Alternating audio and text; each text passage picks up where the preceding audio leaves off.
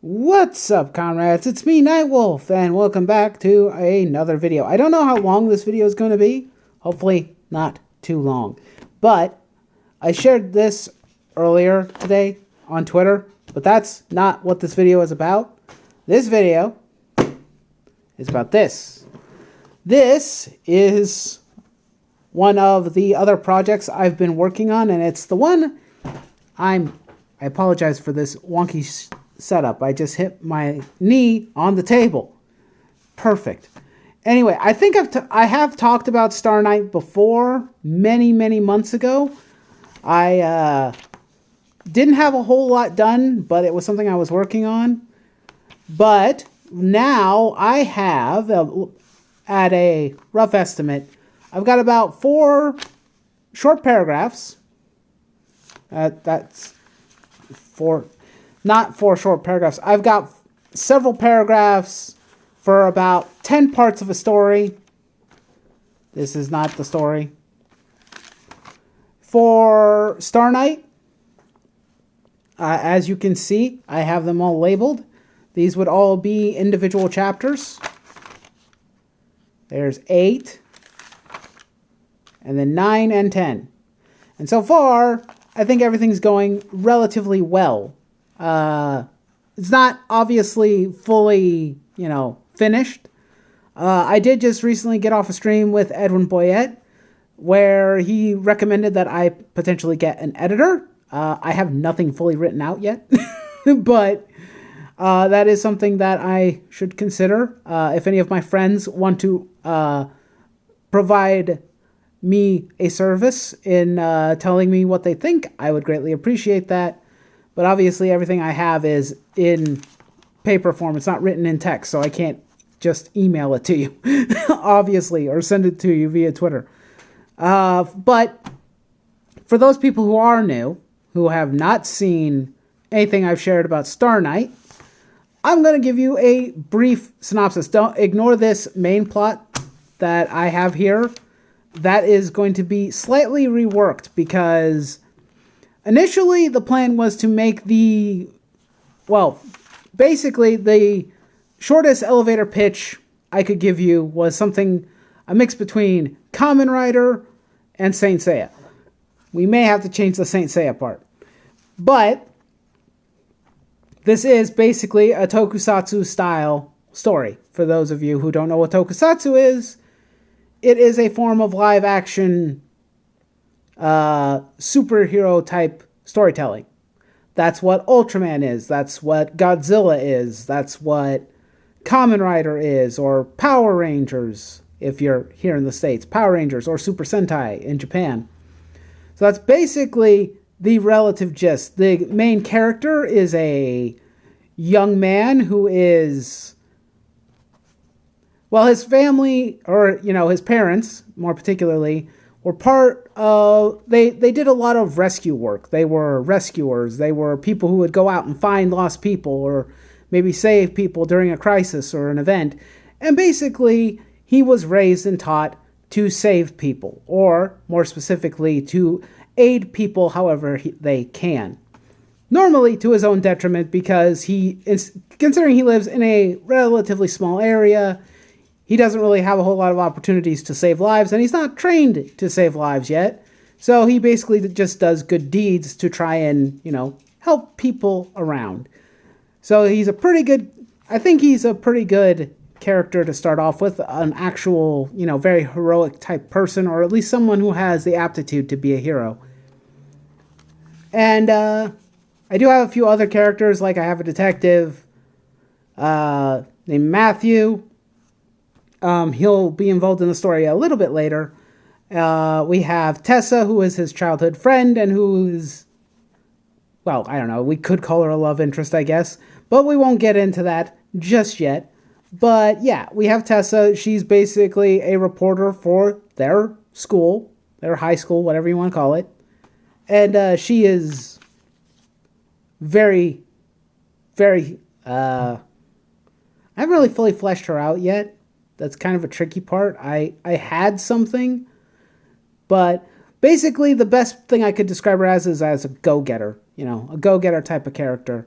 You know, she wants to get that story, get that scoop. She wants to, you know, reach for her dreams. But, yeah.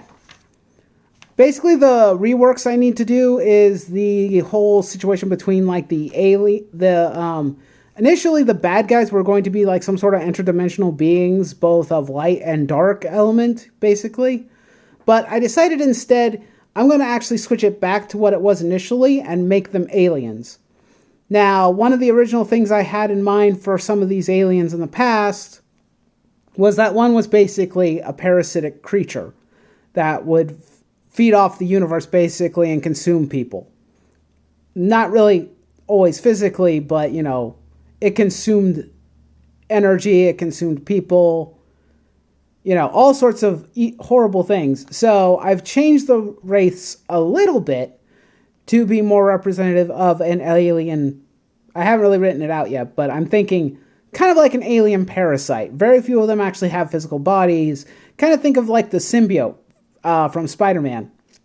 Only these ones are actually full-fledged parasitic creatures that actually feed and, you know, can kill you, potentially.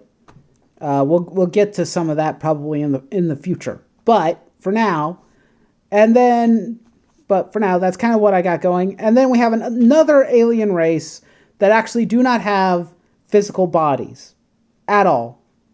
The parasites have kind of a physical body. They're a parasite. They're a living thing. These, the other ones that are called the Solarians are just metaphysical beings. They are made of pure energy. And in their case, they normally need some type of champion to help fight against their mortal enemies, the Wraiths. Because they actually can't do anything physically on their own. They can't interact with these creatures. They can't fight these creatures. So they normally seek out champions across the universe to fight for them. And it's been a battle that they've also not been doing very well in. They've actually lost more often than anything else. So, when the leader of the Wraiths actually decides that he wants to invade Earth, the Solarians send one of their emissaries to the planet, and it meets with our main character, Anderson, and grants him the power of a Star Knight. And so far, this story-wise, I think I've been doing pretty well. Obviously, a lot of reworking and a lot of really bad, you know, probably a lot of grammatical errors because I'm a terrible writer. I can freely admit that. But a lot of story done. We've got like his first encounter with the power, his first encounter with the creatures themselves, and you know, kind of there'll be probably a lot of brief intervals of interaction with, you know, him and Tessa probably for the first couple chapters, because I also kind of made her kind of like one of the first people that he saves. You know, because we got battle tested. Oh, that actually shows Matt early. I'm going to have to reread through all of these because some of these were written before some of the new ones. So I may need to kind of rework things because I don't want Matt to enter the story until around part 10. He's going to be a little late. I'm going to have to look through this and see what is going on here. And I know this part is fine. 4 and 5 are fine. That's like going to be the first actual kind of full-fledged enemy that he'll fight. I won't spoil too much, but basically it's I can't spoil because this is rough. I don't know how far this is going to go. I don't know if I'll re-edit it in the future. But basically the main idea and point is that there's a young boy in the school who is incredibly shy, who has kind of been following Tessa around, and he's kind of, you know, got the hots for her. And, but considering that she spends most of her time with Anderson and, has very few other friends, that she has, because she's always busy working and searching her dreams and taking care of Anderson, because he's, he lives by himself. His parents got lost in one of their mini escapades, so he doesn't really have anybody to care for him. So she kind of does the care for him and does her own thing on the side. So, but basically, one of the wraiths basically offers the boy a chance to get her to fall in love with him, and then she proceeds to, and he uses that power to, seduce her, I guess would be the appropriate word. Or, actually, no, not seduce. Brainwash. And then obviously, because these wraiths actually make this deal, they make this contract with people. Well, not really a contract, but they offer them a thing that gives them the ability to get what they want. Basically, it's kind of like a part of that particular creature's essence that they would inject into themselves. The one downside is it turns you into one of them. And if you're not careful, it will completely corrupt you if you take too many doses of this wraith serum, I guess you could say. So most of the wraiths that are going to be in the story that already kind of pre-exist are, most of them already have physical hosts of some sort. In other words, they infected a creature or a human before then. I think that's what I'm going to go with. Feel free to tell me what you think. But I got quite a few done. I've got the other kind of story planned out. Gonna have another story that will introduce probably one of the lead antagonists. Well, not just that one, but there is another lead antagonist that I already have, and his name is the Wraith King. And we'll get into that probably sometime in the future. I wanted to take a character that is by the name of Ivan. He's to most of the people in the school, he is a well-adjusted, well-educated, very smart young man.